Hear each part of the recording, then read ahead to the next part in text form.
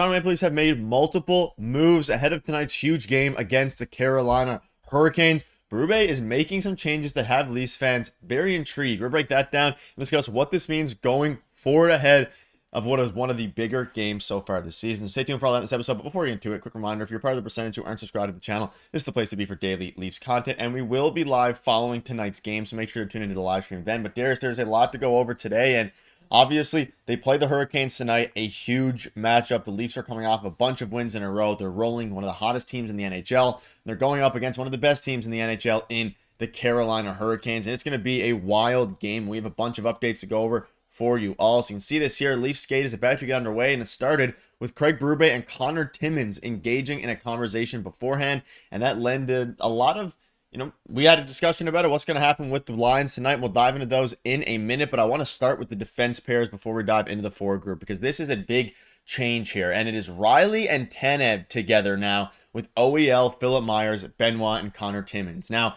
I'm a little confused about this. Leafs have obviously been playing extremely well with that pairing of Riley and Myers. Riley is finally starting to get going. He has points in back-to-back games. He had a goal the other night, and then, of course, last game he got an assist. So they're changing up the blue line pairings here, and it is Riley, Tanev, OEL, Myers, Benoit, Timmins, and obviously Jake McCabe is out for the foreseeable future, probably another week or so, depending on how he's doing. But Darius, it's an interesting move by Craig Berube, splitting up something that's been working. Yeah, no, he's probably just pulling Connor Timmins aside and saying, hey, you're getting back into the lineup here. You haven't been playing because you haven't been keeping it simple. And that's the reason why Philippe Myers has been playing. And I think he's been effective in that way, especially with the style of hockey that they have adopted here and that Craig Berube has brought to the Leafs. So I think it's just him pulling him aside and saying, listen, I need this from you tonight. And I need this from you moving forward. And you'll see some more ice time, especially with McCabe out for the foreseeable future, because again, no update on that. And it looks like, he could be out for a while here. So, take advantage of this opportunity and we'll see how it goes. Some people were expecting Rafai to get in here too, because they're kind of eating away at his waivers eligibility here as well. And he'll probably have to go back down soon. So I wonder if he gets into the game on Saturday.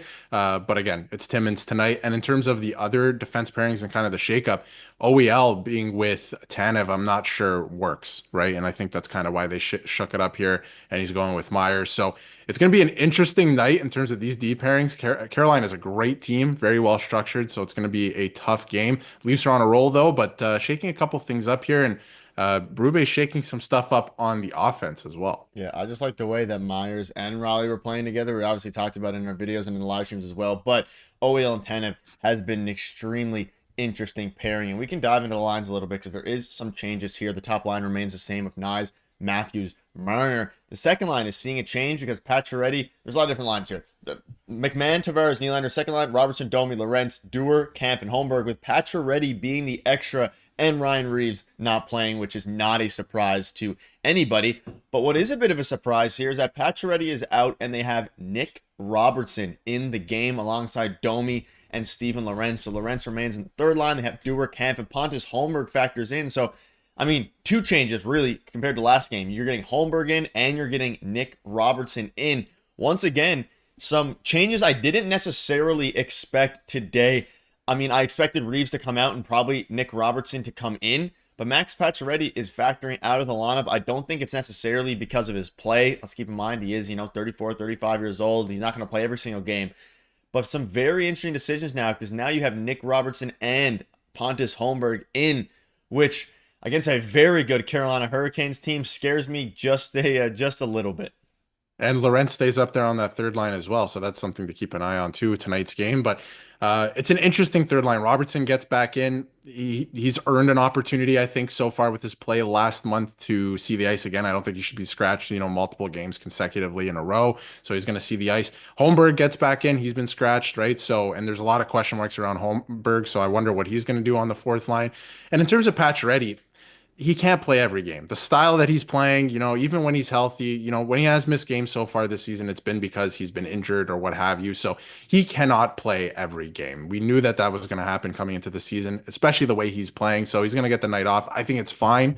That's why you have these extra players. That's why you have Robertson kind of waiting in the wings as well. That's why you have Holmberg up here. So it makes sense to me. But I think Berube wants to see what he's got in some of these guys. What's Holmberg going to do on the fourth line? What's Robertson going to do tonight with Domi and Lorentz? Lorentz has been playing really well lately, so I think it's pretty interesting, and it sets themselves up for the trade deadline, right? What do we know we can move, and what do we want to keep? So it's coming faster than people realize, and I think that Berube is going to really see what he has in some of these guys tonight because, again, Carolina is a really good team, and they're going to miss Pacioretty, I think. Nyes has been playing great physically as well, but they're going to miss Pacioretty. Yeah, I mean, Pacioretty has been playing very well and doesn't always show up on the scoreboard. I think he has 12 points this season in 29 games, something around that. And he's been one of the more physical players. But now you have, of course, Pontus Holmberg, who's had a very disappointing season. He's manning that fourth line, and Steven Lorentz. So what it does, it not only changes up the third line, but it takes Lorentz out of the fourth line, which we saw, of course, last game as well. But it's going to be interesting to see. This is a big opportunity now for both Robertson and Holmberg, because we were discussing it. I was discussing it on the stream. Like, as things are going and as the trade deadline approaches, the Leafs are going to be making more acquisitions that could push Robertson and Pontus Holmberg out of the line every day and out of the lineup every day. So it's going to be interesting. And speaking of goaltending, of course, Joseph Woll is going to factor in tonight. And it'll be very curious to see who is starting on Saturday. You'd assume Woll again, especially after his fantastic game here. And he's been unbelievable in his last 5 starts. So if there's a time to put him in against a very good Carolina Hurricanes team, now is the time. 10 goals against in the last 5 starts, 2 goals a game with a .934 save percentage. And as Stolarz continues to rehab and hopefully get healthy here soon, the team is looking very, very good. And this is the scariest the team has looked all season. Granted, you have some injuries now. You have some rest happening with Pacioretty, but the top line remains the same. They've been on fire. Matthew Nye specifically has been on fire. Craig Berube spoke out about him, calling him very fearless, goes hard to the net, skates hard, hard to handle, challenges defensemen with his speed. He gets there. He's very good, hard to handle. He said that multiple times. So it's an exciting game tonight, and it's going to be a huge one for the Toronto Maple Leafs just to keep this momentum going. It feels like they're almost not due for a loss, but they haven't lost in a while, and they really, if they beat the Carolina Hurricanes tonight, then I think I'm very excited for tonight's game. It's going to be one of the most fun games of the season, especially with a lot of the changes now to the blue line and, of course, the forward group as well. I'm very intrigued to see how Nick Robertson performs tonight because he has to know just as well as we do that his time might be coming to an end as a Toronto Maple Leaf.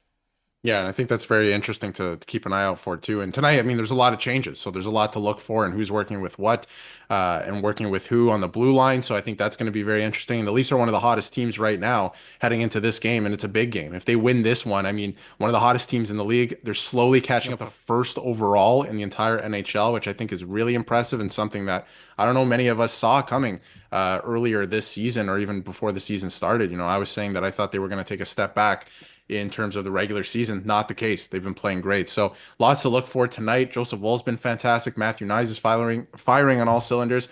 This is a really good opportunity and a great game for William Nylander to get going again.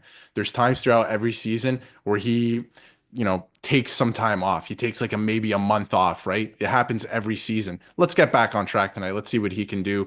Pacioretty's not on that line, but I think McMahon, when he's on too, he can be really good. So I'm looking for that second line to get going tonight specifically, but power play's been doing good as well. Joseph Woll, anytime you can give your team a chance to win like he is, not allowing more than 2 goals a game in his last 10 or whatever it is, or last 5, I should say, you're giving your team an opportunity to win every single night. It's exactly what he's doing. They're taking advantage of it. So I want to see more of that, and I want to see Nylander in the second line get going tonight. Yeah, Austin Matthews also feeling better. Every night he's feeling better. You want to keep that momentum going.